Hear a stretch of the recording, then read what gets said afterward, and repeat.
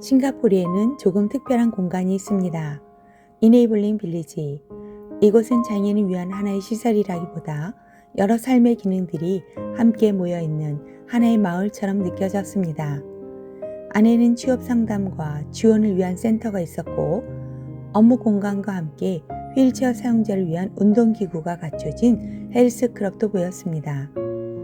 보조공학 기기를 직접 체험할 수 있는 공간과 장애인 예술가들의 작품을 만날 수 있는 장소가 자연스럽게 이어졌고, 건물의 다른 층에서는 혼자 독립생활을 연습해 볼 수 있는 공간, 그리고 앞으로의 삶을 준비하기 위한 상담 환경이 마련되어 있었습니다. 지원이라는 개념보다 생활의 가정에 가까운 인상이었습니다.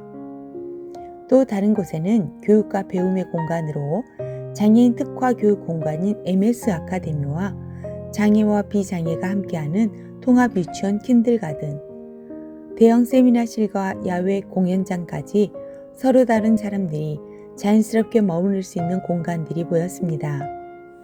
한편에는 장애인 바리스타가 근무하는 카페도 있었습니다. 제가 방문한 날은 휴일이어서 건물 내부를 모두 살펴볼 수는 없었습니다. 그러나 외부의 동선만으로도 이곳의 성격은 충분히 느껴졌습니다.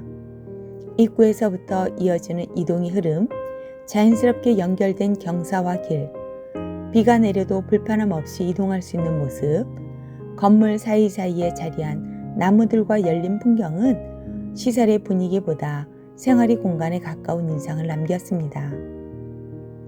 무엇보다 이네이블링 빌리지는 일반 주택들 사이에 자리하고 있었습니다. 높은 담장도 경계도 없이 마을의 풍경 속에 자연스럽게 놓여 있었습니다. 그 공간은 특정한 시설이라기보다 레드힐 주민들의 이동 통로에 가까웠고, 통합 유치원과 카페 역시 주민들의 생활 속에 조용히 이어지고 있었습니다.